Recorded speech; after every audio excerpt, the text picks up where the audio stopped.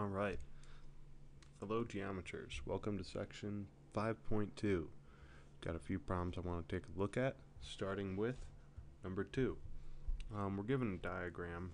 This right here represents part of that diagram, and we're asked a variety of questions. For number 2, we're given the statement that angle 7 is equal to angle 1 plus angle 9. We got to figure out whether it's true or false. Note that the blue lines do not indicate congruency. I'm just highlighting the appropriate angles. Well, the first thing I saw was this guy right here, angle 5. I want to take a look at that versus angle 7. Angle 5 is congruent to angle 7 since they're vertical angles. Then take a look right here. We've got this triangle that contains angles 1, 5, and 9. That means that angle 1 plus angle 5 plus angle 9 is equal to 180 degrees. Angle 5 is equal to angle 7. Wait a minute, I could take this, since they're congruent, they measure the same, and substitute it in here. So I would get angle 1 plus angle 7 plus angle 9 is equal to 180 degrees. Okay, then subtract angle 1 and angle 9 from both sides of this equation, and we'll be left with angle 7 on the left hand side, and it will be equal to 180 degrees minus angle 1 minus angle 9. Okay, see what's going on here? 180 degrees minus the sum of angles 1 and 9. Ooh, if angle 7, if, like we have right here, angle 7 is actually equal to 1 plus 9, then I could take 7, and I could slot it in here, and I would have angle 7 is equal to 180 degrees minus angle 7, which would imply that angle 7 is 90 degrees. We don't know that angle 7 is 90 degrees. Since we don't know what angle 7 is equal to, what it measures, this is false. We don't know anything about what 7 can measure. Don't know anything about the measures of these angles. And we've found one specific instance where it's true. This has to be true. 7 has to measure 90 for this overall 7 is equal to 1 plus 9 theorem to be true. What doesn't need to equal 90? That doesn't need to be a right angle. So it's false. Alright. Next problem I want to take a look at is number 10. We're given this figure right here, and we're told that line L is parallel to line M, and we're asked if angle 4 and angle 1 sum to 180 degrees. Well, if L and M are parallel, then angles that are interior angles on the same side of the transversal, this line right here, this is our transversal, are supplementary, which means that they sum to 180 degrees. Implies that angle 1 plus angle 4 sum to 180 degrees by corollary 5.8. Alright, easy enough. And number 10 is in with another similar set of problems where you're given one diagram, then asked a bunch of questions about it. So some of them are pretty straightforward like this, others not so much. Next problem. I want to take a look. Next problem we're taking a look at is number 25. So we're given this little figure here, and we are told that angle ACD is congruent with angle ACB, and angle ADC is congruent with angle ABC, and we're asked to prove that CD is congruent to CB. Alright, well, what I'm looking at right here is I have a pair of congruent angles. I need to show two sides are congruent. This thing looks like a triangle, this thing looks like a triangle. I'm going to prove some triangles congruent. Goal. Get some triangles congruent. Well, we need a little bit more information.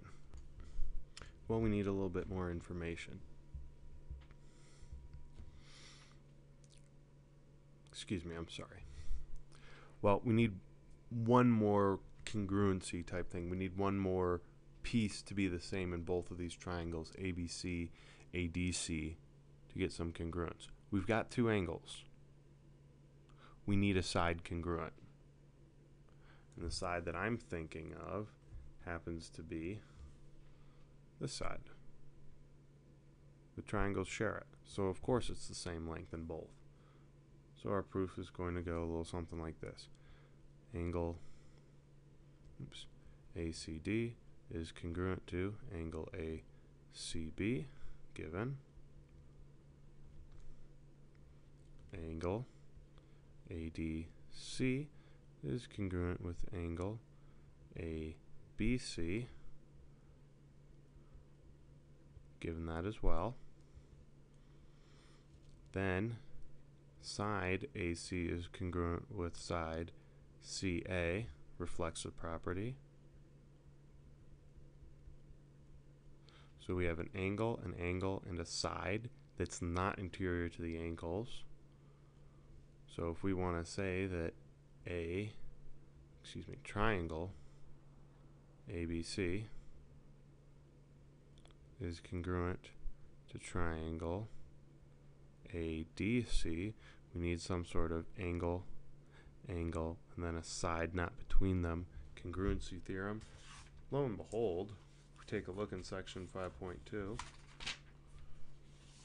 we get corollary 5.1. 5.11, excuse me. So, we're done. Oops, excuse me, we're not done yet. Getting ahead of myself. We don't want the triangles congruent, we want the sides congruent. CD, CB are congruent by corresponding parts. Corresponding parts of congruent triangles are congruent. I just like the CP abbreviation of that instead of CP, CT, CU. That's too long. That's not an abbreviation, that's a word. One more problem after this. I want to take a look at, it's number 28. Number 28, we are asked to prove, you guessed it, corollary 5.1.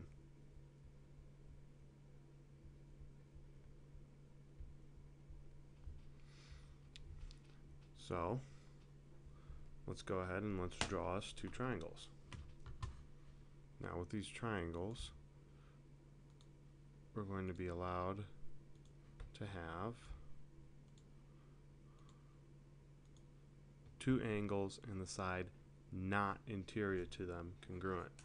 So if I label these triangles A, B, C, and D, E, F, we can have, say, angle A be congruent to angle D, angle C be congruent to angle F, and side BC congruent to side EF. So we're given angle A congruent to angle D. We'll just write this all down again. It's always a good thing to do when you sit down to start proving something.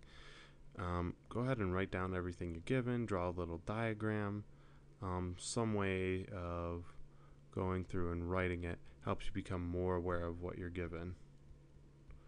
Proposition, triangle ABC is congruent to triangle DEF. Here's our proof.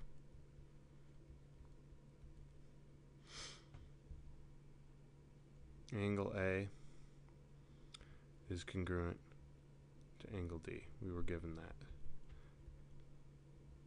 Angle C is congruent to angle F.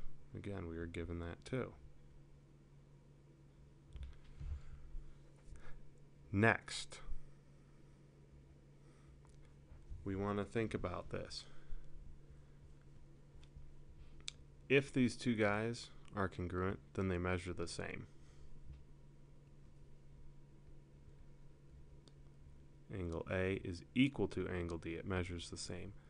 Angle C is equal to angle F. They have the same measure. So that means that angle A plus angle C is equal to angle D plus angle F. So, well, angle A plus angle B plus angle C is equal to 180 degrees is equal to angle D plus angle E plus angle F. I can subtract AC from the left-hand side, and I can subtract the same thing but in the form of DF from the right-hand side.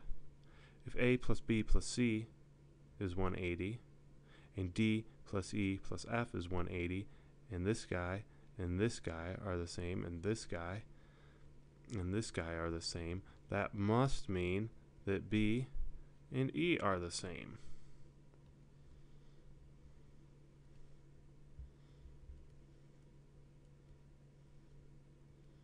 Angle B is congruent with angle F. They measure the same. So, two angles in triangle congruent implies the third angle is congruent. The third angles are also congruent. Okay, and we'll make a little note of that on our diagram. Do it with a squiggly. You know these guys are congruent. This gives me an angle, a side, and an angle. Angle, side, angle, congruent. Hooray. Triangle ABC is congruent with triangle DEF by angle, side, angle, which was a corollary that we already had. It's postulate 4.2, excuse me, on page 199.